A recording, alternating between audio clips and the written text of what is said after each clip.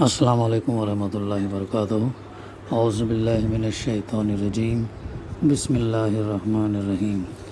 الم تر کیف فعل ربک باصحاب الفیل الم یجعل کیدہم فی تضلیل وارسل علیہم طیرا ابابیل ترمیہم بحجارۃ من سجیل فجعلہم کعصف مأکول۔ صدق اللہ العلی العظیم۔ رب اشرح لی صدری ویسر لی امری واحلل عقدۃ من لسانی یفقہوا قولی۔ سورہ الفیل کی تفسیر کا سلسلہ الحمدللہ جاری ہے۔ اس کا تاریخی پس منظر ہماری گفتگو میں کچھ حصہ آیا ہوا ہے، اسی کو ہم جاری رکھیں گے انشاءاللہ۔ جیسا کہ گزشتہ بات آئی تھی کہ ابرہہ جو ہے 60,000 کی فوج لے کر صنع یعنی یمن سے نکلتا ہے، اس کے ساتھ 13 ہاتھی ہوتے ہیں، اور مقصد اس کا یہ ہوتا ہے کہ وہ خانہ کعبہ کو نعوذ باللہ ڈھانا چاہتا ہے۔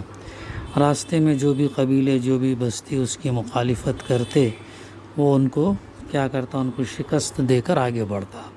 اسی طریقے سے طائف جب آتا ہے، طائف میں ایک بڑی مندر تھی، تو وہ مندر کا جو ہے وہاں کے لوگوں نے کہا کہ تمہارا مقصد تو یہ ہے کہ تم جو ہے خانہ کعبہ کو ڈھانے آئے، نہ کہ تم ہمارے یہاں جس مندر میں ان کے بت رکھے ہوئے ہیں، تو ہم جو ہے البتہ تمہارے لیے یہ دیں گے، راستہ بتانے والے شخص کو ہم جو ہے دیں گے۔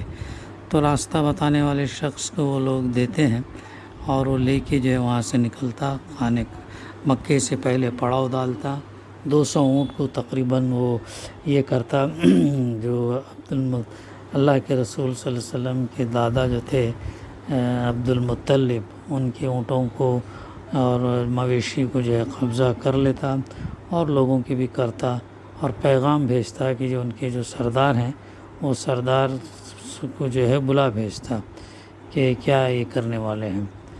تم دیکھتے ہیں کہ پھر عبد المطلب جاتے ہیں، اور جانے کے بعد جو ہے وہ اس سے مطالبہ کرتے ہیں کہ وہ ان کے اونٹ جو اس نے قبضہ کیا ہے وہ لوٹا دے۔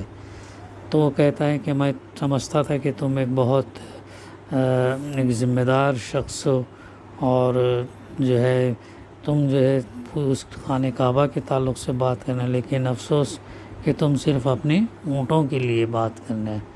تو کہتے ہیں کہ جو ہے جس کا مالک ہے وہ اس کا ذمہ ہے، میں ان اونٹوں کا مالک ہوں، اس لیے میں اونٹوں کی تعلق سے بات کرنے تمہارے پاس آیا ہوں۔ بہرحال وہ دے کر جو ہے وہ ان کو دے دیتا، اور عبد المطلب لوٹ آتے ہیں، سرداران مکہ کے سامنے بات رکھتے ہیں، اور پھر جو ہے سرداران مکہ اور عبد المطلب خانہ کعبہ کی دروازے کی کنڈی کو پکڑ کر کہتے ہیں کہ اے اللہ، ہم بچا نہیں سکتے تیرے گھر کو، تو اس کا مالک ہے، تو ہی اب اس کو بچا۔ یہ کہہ کر وہ اور دوسرے سردار اور ان کے خاندان والے جو ہے وہ پہاڑی کے اوپر جا کر ڈیرا ڈال دیتے ہیں، اور انتظار کرتے ہیں کہ ابرہہ کا۔ ادھر ابرہہ جب نکلتا ہے تو اس کا ہاتھی جس کا نام محمود ہوتا ہے وہ آگے نہیں بڑھتا، یعنی مشرق مغرب اور پیچھے سائڈ میں جو ہے وہ چلنے کے لیے تیار ہوتا ہے، لیکن آگے نہیں بڑھتا، تو اسے مارا جاتا ہے، کچوچے دیے جاتے ہیں، لیکن اس کے باوجود بھی یہ نہیں ہوتا۔ پھر آخرکار جب بڑھتا ہے، یہ جب آگے یہ لوگ یہ بڑھتے ہیں کسی طریقے سے، تو یہ جو ہے پھر ابابیل پرندے آتے ہیں، اور وہ جو ہے کنکریاں ان کے اوپر ڈالتے ہیں۔ اب جب یہ کنکریاں جب ڈالتے ہیں، تو جیسے ہی ان ابرہہ اور اس کی فوج پر جب کنکریاں پڑتے ہیں، تو جس جگہ وہ پڑتے ہیں وہاں سے گوشت جو ہے سڑنا چالو ہوتا، خون بہنے لگتا، اور جو ہے وہ گر جاتے ہیں، اور موت بھی ہو جاتی ہے۔ ابرہہ پھر وہاں سے بھاگ نکلتا ہے، اور روایات میں آتا ہے کہ وہ راستے میں مر جاتا۔ تو یہ اس کا مختصر سا پس منظر۔ اب یہ جو واقعہ ہوا مزدلفہ اور منی کے درمیان وادی محصب کے قریب محصر کے مقام پر پیش آیا تھا۔ صحیح مسلم اور ابو داود کی روایت کے مطابق رسول اللہ صلی اللہ علیہ وسلم کے حجۃ الوداع کا جو قصہ امام جعفر صادق نے اپنے والد ماجد امام محمد باقر سے، اور انہوں نے حضرت جابر بن عبداللہ سے نقل کیا اس میں وہ بیان فرماتے ہیں کہ رسول اللہ صلی اللہ علیہ وسلم جب مزدلفہ سے مینا کی طرف چلے تو محصر کی وادی میں آپ نے رفتار تیز کر دی۔ امام نووی اور اس کی شرح کرتے ہوئے لکھتے ہیں کہ اصحاب الفیل کا واقعہ اسی جگہ پیش آیا تھا، اس لیے سنت یہی ہے کہ آدمی یہاں سے جلدی گزر جائے۔ موطا میں امام مالک روایت کرتے ہیں کہ حضور صلی اللہ علیہ وسلم نے فرمایا کہ مزدلفہ پورا کا پورا ٹھہرنے کا مقام ہے، مگر محصر کی وادی میں نہ ٹھہرایا جائے۔ نفیل بن حبیب کے جو اشعار ابن اسحاق نے نقل کیے ہیں ان میں وہ اس واقعے کا آنکھوں دیکھا حال بیان کرتے ہیں۔ یہ ہے۔ اب یہی نہیں بلکہ ان اشعار کچھ ہیں، یہی نہیں بلکہ حضرت ام ہانی اور حضرت زبیر بن العوام کی روایت ہے کہ رسول اللہ صلی اللہ علیہ وسلم نے فرمایا قریش نے 10 سال اور بروایت بعض 7 سال تک اللہ وحدہ لا شریک کے سوا کسی کی عبادت نہ کی، وہ صرف اللہ کی عبادت کی 10 سال تک۔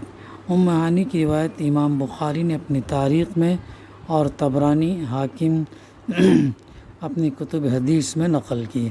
حضرت زبیر کا بیان طبرانی اور ابن مردیہ اور ابن عصا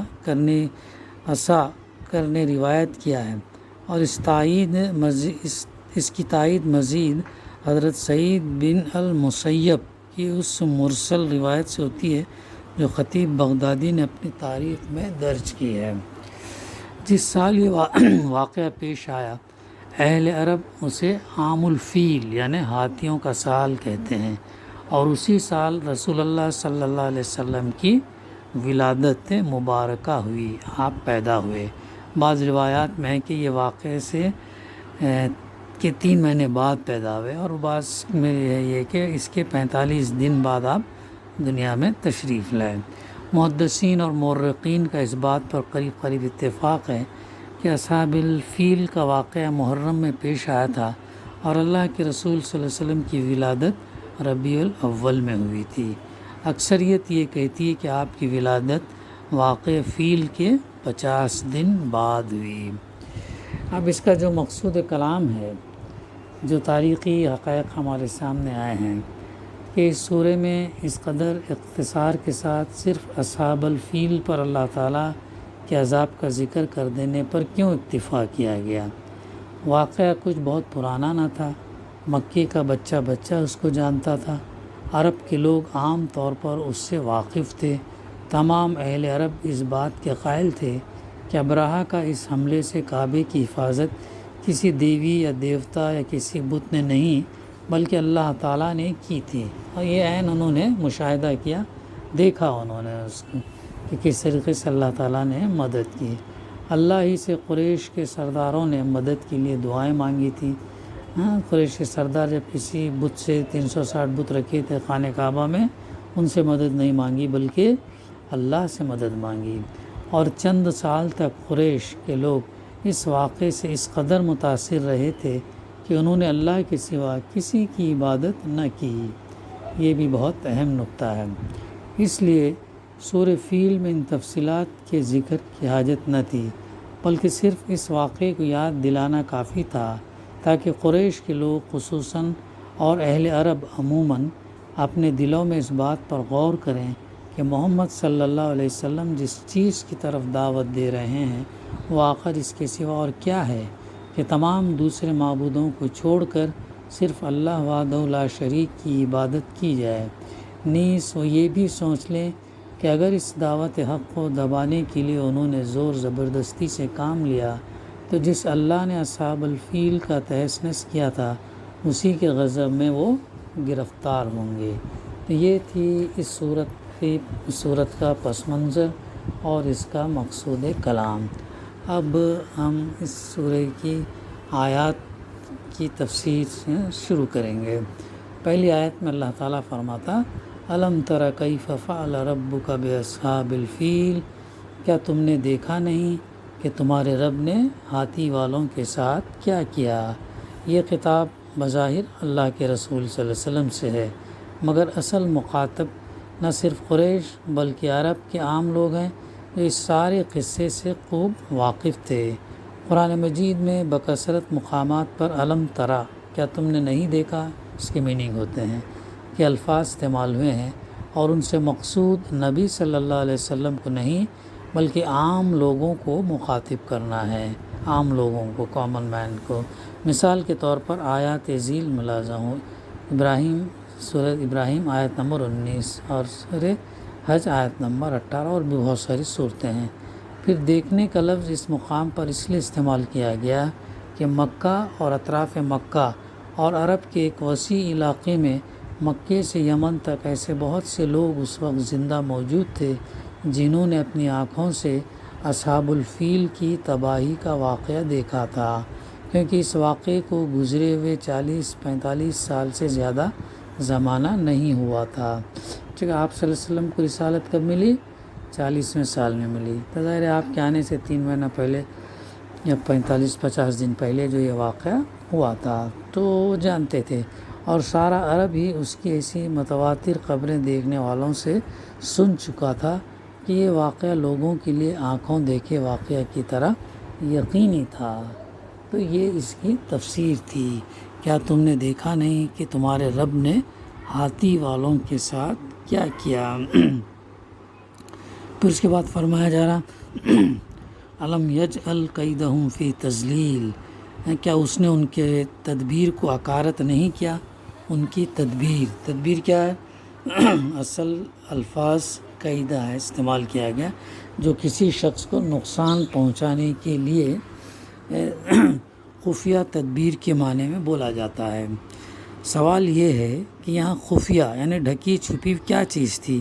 60,000 کا لشکر کئی ہاتھی لیے ہوئے علانیہ یمن سے مکہ آیا تھا، اور اس نے یہ بات چھپا کر نہیں رکھی تھی کہ وہ کعبے کو ڈھانے آیا، اس لیے یہ تدبیر تو خفیہ نہ تھی۔ البتہ جو بات خفیہ تھی وہ حبشیوں کی یہ غرض تھی کہ وہ کعبے کو ڈھا کر قریش کو کچل کر اور تمام اہل عرب کو مرعوب کر کے تجارت کا وہ راستہ عربوں سے چھین لینا چاہتے تھے جو جنوب عرب سے شام اور مصر کی طرف جاتا تھا۔ یہ تھا ان کا ہڈن ایجنڈا۔ آج بھی ہم دیکھتے ہیں کہ بہت سارے باتیں جو سامنے آتی ہیں اس کے پیچھے ہڈن ایجنڈا بھی ہوتا ہے، تو اس ہڈن ایجنڈے کو سمجھنے کی ضرورت محسوس ہوتی ہے۔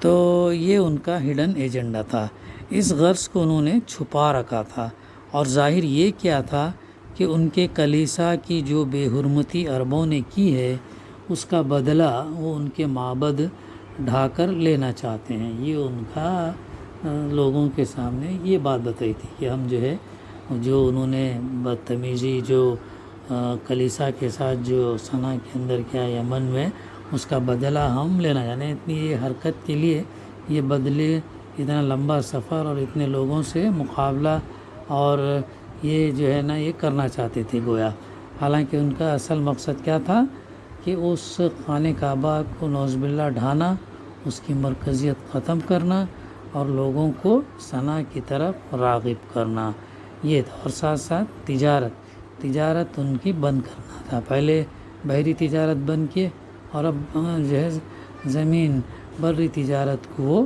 بند کرنا چاہتے تھے۔ تو یہ دراصل ان کا ہڈن ایجنڈا تھا، یہ وہ تدبیر تھی جو اب اللہ تعالیٰ فرما رہا ہے کیا اس نے ان کی تدبیر کو عکارت نہیں کر دیا؟ فی تضلیل یعنی ان کی تدبیر کو اس نے گمراہی میں ڈال دیا۔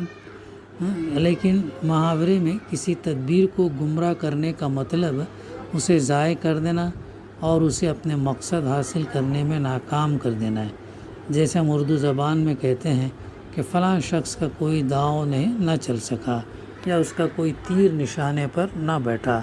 قرآن مجید میں ایک جگہ فرمایا گیا وَمَا كَيْدُ الْكَافِرِينَ إِلَّا فِي ضَلَالٍ، مگر کافروں کی چال عکارت ہی گئی، سورہ مومن آیت نمبر 25۔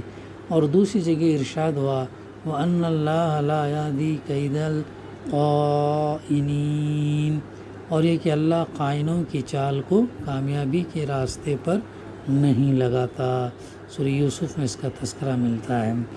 تو پھر ایک اور تو یہ ایک اور جگہ اس کا ریفرنس امراء القیس الملک الذلیل، یعنی ضائع کرنے والا بادشاہ کہتے تھے، کیونکہ اس نے اپنے باپ سے پائی ہوئی بادشاہی کو کھو دیا تھا۔ تو اس سے اللہ تعالیٰ یہ بتا رہا ہے کہ ان کی جو تدبیر تھی اس تدبیر کو اللہ تعالیٰ نے عکارت کر دیا۔ تو انشاءاللہ آئندہ اس آگے کی آیتوں کی تفسیر کا ہم مطالعہ کریں گے۔ دعا ہے کہ اللہ سبحانہ و تعالیٰ ہمیں کہنے سننے سے زیادہ عمل کرنے کی توفیق عطا فرمائے۔ اور یہ وہ صورتیں ہیں عزیز ساتھیو، چھوٹی چھوٹی صورتیں جو ہم اکثر پڑھتے ہیں، نمازوں میں سنتے ہیں اور تلاوت بھی کرتے ہیں، لیکن کم سے کم ہمیں اس کا مفہوم اگر معلوم رہے، لفظی ترجمہ اگر یہ رہے تو بہت اچھا جو ہے، پھر نماز میں پھر بھٹکنے کا، ادھر ادھر سوچنے کی پھر جو ہے نوبت نہیں آتی۔